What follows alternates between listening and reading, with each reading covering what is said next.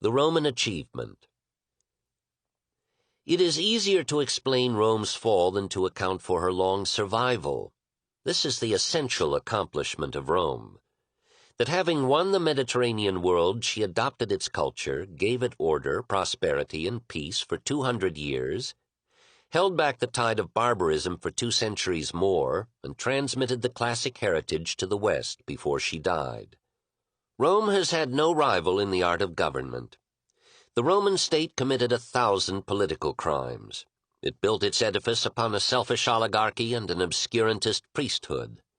It achieved a democracy of freemen and then destroyed it with corruption and violence. It exploited its conquests to support a parasitic Italy, which, when it could no longer exploit, collapsed. Here and there, in east and west, it created a desert and called it peace. But amid all this evil, it formed a majestic system of law which through nearly all Europe gave security to life and property, incentive and continuity to industry, from the Decemvirs to Napoleon.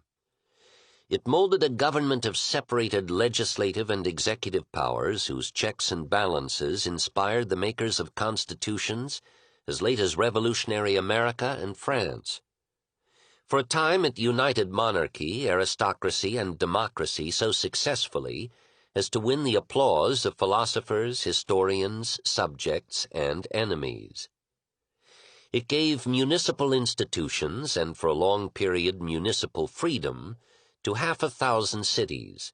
It administered its empire at first with greed and cruelty, then with such tolerance and essential justice that the great realm has never again known a like content. It made the desert blossom with civilization, and atoned for its sins with the miracle of a lasting peace. Today our highest labors seek to revive the Pax Romana for a disordered world. Within that unsurpassed framework, Rome built a culture Greek in origin, Roman in application and result. She was too engrossed in government to create as bountifully in the realms of the mind as Greece had done, but she absorbed with appreciation and preserved with tenacity the technical, intellectual, and artistic heritage that she had received from Carthage and Egypt, Greece, and the East. She made no advance in science and no mechanical improvements in industry, but she enriched the world with a commerce moving over secure seas and a network of enduring roads that became the arteries of a lusty life.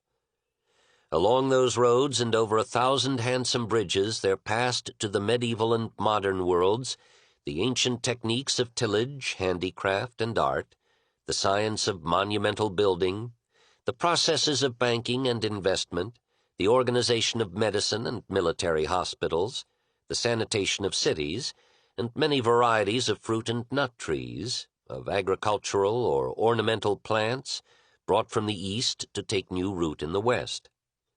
Even the secret of central heating came from the warm South to the cold North. The South has created the civilizations, the North has conquered and destroyed or borrowed them. Rome did not invent education, but she developed it on a scale unknown before, gave it state support, and formed the curriculum that persisted till our harassed youth. She did not invent the arch, the vault, or the dome, but she used them with such audacity and magnificence that in some fields her architecture has remained unequaled, and all the elements of the medieval cathedral were prepared in her basilicas. She did not invent the sculptural portrait, but she gave it a realistic power rarely reached by the idealizing Greeks. She did not invent philosophy, but it was in Lucretius and Seneca that Epicureanism and Stoicism found their most finished form. She did not invent the types of literature, not even the satire. But who could adequately record the influence of Cicero on oratory, the essay, and prose style, of Virgil on Dante, Tasso, Milton, of Livy and Tacitus on the writing of history, of Horace and Juvenal on Dryden, Swift, and Pope? Her language became, by a most admirable corruption, the speech of Italy, Romania, France, Spain, Portugal, and Latin America. Half the white man's world speaks a Latin tongue. Latin was, till the 18th century, the Esperanto of science, scholarship, and philosophy in the West. It gave a convenient international terminology to botany and zoology. It survives in the sonorous ritual and official documents of the Roman Church. It still writes medical prescriptions and haunts the phraseology of the law. It entered by direct appropriation, and again through the Romance languages, regalis, regal, royal, paganus, pagan, peasant, to enhance the wealth and flexibility of English speech. Our Roman heritage works in our lives 1,000 times a day. When Christianity conquered Rome, the ecclesiastical structure of the pagan church, the title and vestments of the Pontifex Maximus, the worship of the Great Mother, and a multitude of comforting divinities, the sense of supersensible presences everywhere, the joy or solemnity of old festivals, and the pageantry of immemorial ceremony passed like maternal blood into the new religion, and captive Rome captured her conqueror. The reins and skills of government were handed down by a dying empire to a virile papacy. The lost power of the broken sword was re-won by the magic of the consoling word. The armies of the state were replaced by the missionaries of the church, moving in all directions along the Roman roads. And the revolted provinces, accepting Christianity, again acknowledged the sovereignty of Rome.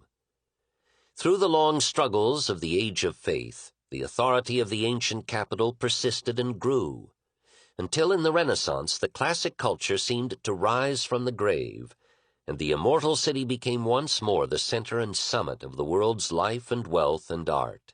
When in 1936 Rome celebrated the 2,689th anniversary of her foundation, she could look back upon the most impressive continuity of government and civilization in the history of mankind. May she rise again.